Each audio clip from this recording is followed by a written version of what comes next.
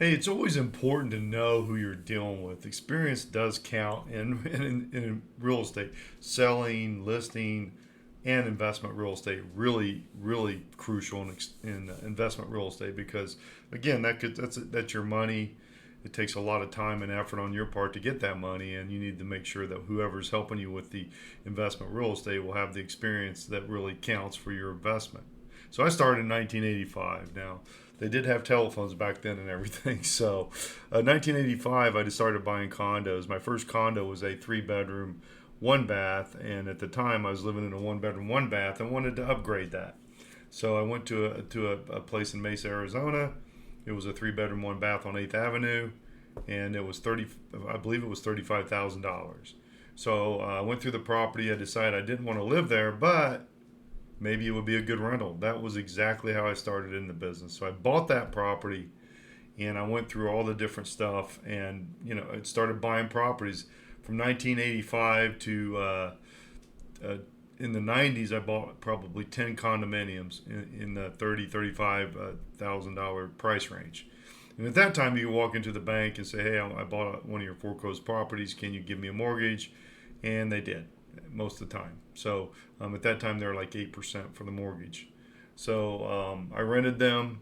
I had a bad partner in that. I don't like to mention him, but he was a bad partner that stole a lot from me. But I purchased 8 properties, rented them, and it was good for a few years. I mean, it was until I went through a divorce and stuff. So always make sure if you're going to get a partner, you have everything in writing, everything good, and make sure that they don't mistreat you in that way. And that way, you can make more money, they make more money, and everybody stays friends, and it's a good situation. In 1999, I decided to. I bought a triplex in Mesa, Arizona, and I went and met with one of my tenants who was a contractor, and I said, "Hey, look, if I buy a property, will you help me with that?" And so he did. And so we went and bought a house in Mesa, Arizona, right down the street from the 8th Avenue, actually. But it was a house, and I noticed at the time I hired a realtor to put it up for sale, and they didn't do any marketing hardly at all on it. Just stuck it in the MLS, and that was it. So I decided I would do the open houses and get all that taken care of. So as I did that, it eventually sold, and I made $2,200 on my first flip. I looked at the HUD and decided that it wasn't being done correctly. So that's when I got my real estate license in 2000.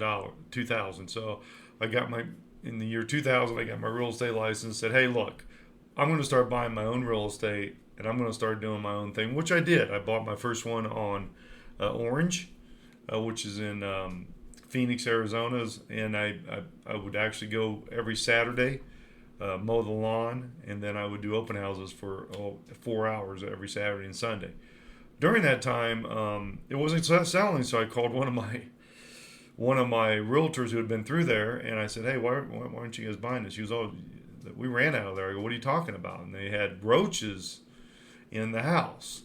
And I put everything new in there pretty much, at least cleaned them all up and painted, and everything was fresh. But in the back of the kitchen wall, there was sewer roaches that had infested back there.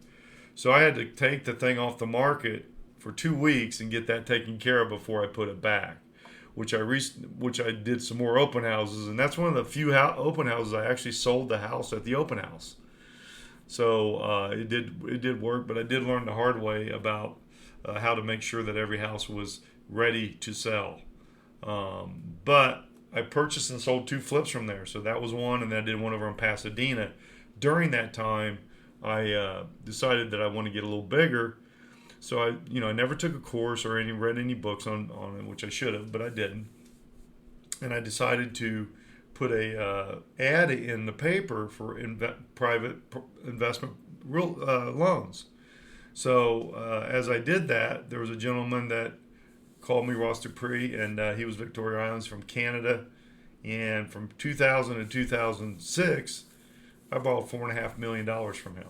But more importantly, he taught me how to grow my business by saying one statement. His son wanted one of my properties after I put it in escrow and asked for a loan. He says, "Hey, my son's a flipper, and he's out of properties. Can you just sell him that, get your 3%, and move on? I said, no. I said, I'll make more money. He goes, said the magic words, what do you want?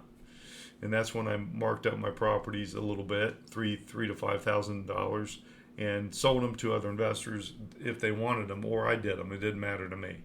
But I ended up borrowing about $4.5 million from him, and I did very well during that time. And as investors needed homes, I decided, hey, maybe I'll open up my practice, and I did. So my first investor came out. His name was actually Tom Sherman, and he came out and started buying homes, and then it all went from there. I went from him to all these other investors. Every time I would turn around, somebody wanted. So I created a whole nother business, and I did over 400 homes in Arizona doing that, including mine. And it just really, really helped me in everything. And it gave me a ton of listings, I found out. So I did a 1% listing. And during that time, I had 44 listings at one time. Not very many. I mean, I was actually called to a house one time because the lady wasn't interested in the house. She just wanted to see who I was, because I never put my pictures out on the thing. I just wanted to see who you were. You got so many listings. So I got a ton of listings, and everything was working great, and went well till about 2008.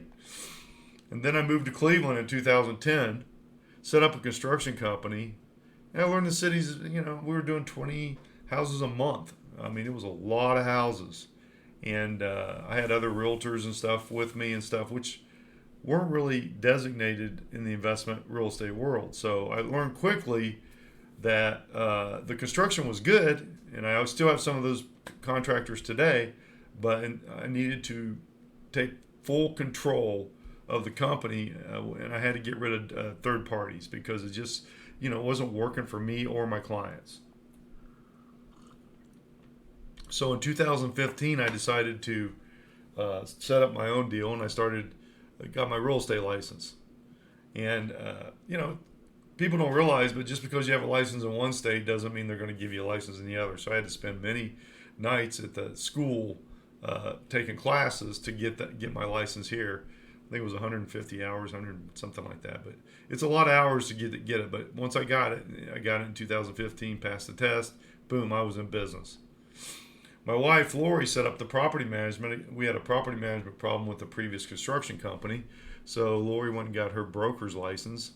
And today she does over, around 130, 150 properties right in there.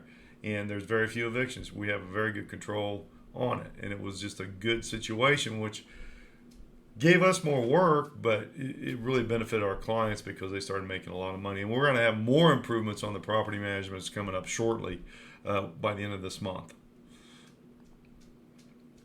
So today, I only buy stuff in A and B areas. What I found out was tenants don't like to stay in places they have to live in. They want to live in places they want to live in. So the average tenant stays 24 to 28 months.